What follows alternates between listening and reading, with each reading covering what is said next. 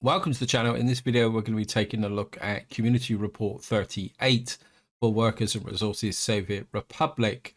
And this report was produced on the 7th of November 2021, if you're watching this in the future. And what I'm going to do is just jump straight in and read out what the devs have written. It says, "Greeting, dear comrades, the Soviet Republic. It's more than a year already before we started publishing these reports for you. And over time, we get the greeting message evolved into this formal first sentence of the first paragraph. No, there are people from all over the world reading this, and they speak multiple languages, many of them Russian, and thus we would like to have, what's it, privet in this sentence. Or if we look into our Czechoslovak history, the word, apologies, I'm not even going to try and pronounce that, would be useful. The greetings, dear comrade, is simply English language related, and these reports were written in English, so you may expect that to stay in the first sentence of our reports in the future. I mean, I've always assumed that these are written in multiple languages, or they can be translated, but then you go. So I can't really comment on that. We got a nice picture of, it looks like a farm, but we're just going to move down and read the next paragraph.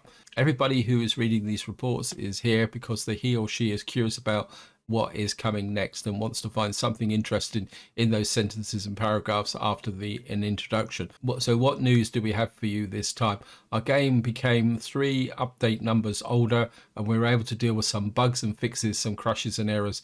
We'll get to that later. The main addition we want to speak about in this report will be farms, because we are updating the farm buildings as one of the many steps to giving you more options for certain facilities without using mods. Looking at these pictures very quickly, I would guess that there's going to be 3 sizes of farms, but what I'll do is I'll read the paragraph below and then we'll go back up and take a look at the picture. We are removing the old farm building from the game as it served as a placeholder until now. You will not be able to build that anymore except somebody makes it a mod. But do not be afraid, we are adding 3 different farm buildings instead. You will be able to use small farms, 6 vehicles, medium farms, 12 vehicles, and big farms, 30 vehicles. I like the idea of that you've got a range of vehicle sizes within the farm, especially the 30 vehicles. That's certainly going to make for really big industrial farms. These buildings will work the same way as the old farm was working. The vehicles parking inside will be visible, and there'll be multiple vehicles allowed to move inside the farm. That will certainly improve performance. It will give you more options for your farming. With that will also come a renaming of these buildings, because in real life the farm consists of multiple buildings and the land, which practically means that you have the building with farming equipment stored, silos, distribution offices, gas stations and fields, which are all together and are the farm. We will need a little more to figure out how to call the facility with equipment now. Interesting. So we're going to get an option of 3 farms. Let's take a look at the pictures. So I'm assuming the one on the right is the small farm. The one in the foreground is the medium farm. And then the one in the background is the big 30 vehicle farm. I actually really like the idea of having different size farms. They look a little bit industrial, but at the same time, I think they will work. And I think in some ways what this does is show this move now towards multiple size buildings for key industries. And I've got a feeling the devs will be picking up more of this as we go forward. I definitely do like that. So let's get back here. Let's just move down to the next paragraph. It says, next thing worth mentioning was the tweak we made recently for inflation. The inflation of dollar was reduced from 1 to 15% to 1 to 3%, and the inflation of rubles was reduced from 1 to 15% to 1 to 10%. This change will have significant impact over time, but should not affect the gameplay overall. It may introduce some new option for speculative trading though, and there is certainly players who will try to exploit that, because we consider that the inflation for both currencies will be the same until now. And now the inflation for rubles will be higher. Some people may try to use more dollars as reserve currency. In the end, it will cause mainly that your income or expenses will grow so fast over time due to high inflation.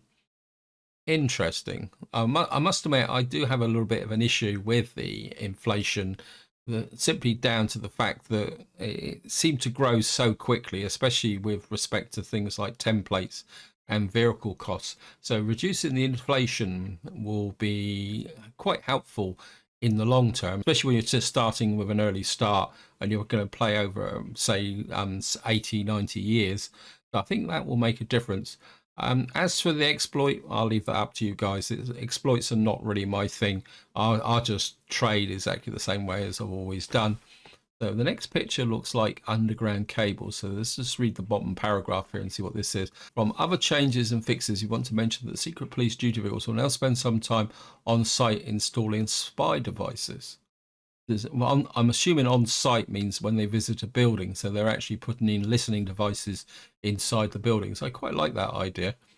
We changed the visuals for underground pipes to allow you to distinguish them, and yeah, that's the picture here. So obviously you'll be able to distinguish between small and large pipes, so that would be very useful. And finally, it would be possible to connect modded heliports to hospitals, plants, and fire stations.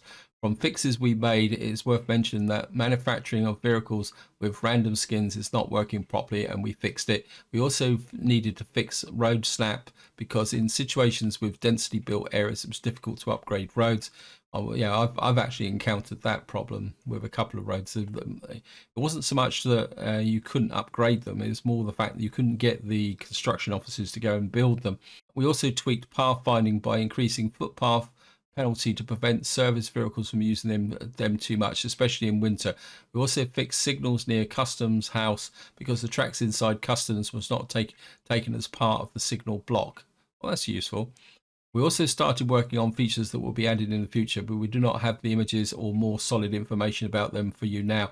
You can read about those in the future reports. Until then, keep your happiness high, take care of yourselves, and stay tuned for the next report. This is quite an interesting report. Now, they haven't given indication of when this will go live, and I get the slight impression that maybe some of this is bug fixes that may be introduced prior to the new update. Although I can't say that the farms have appeared. So I'm assuming that these farms could be part of the next update. And I think to see the effect of the inflation, you'd have to start a new game. Anyway, this is where I'm going to leave it. Hope you enjoyed the video. Hope you found it interesting. And until next time, whatever you do, enjoy your gaming.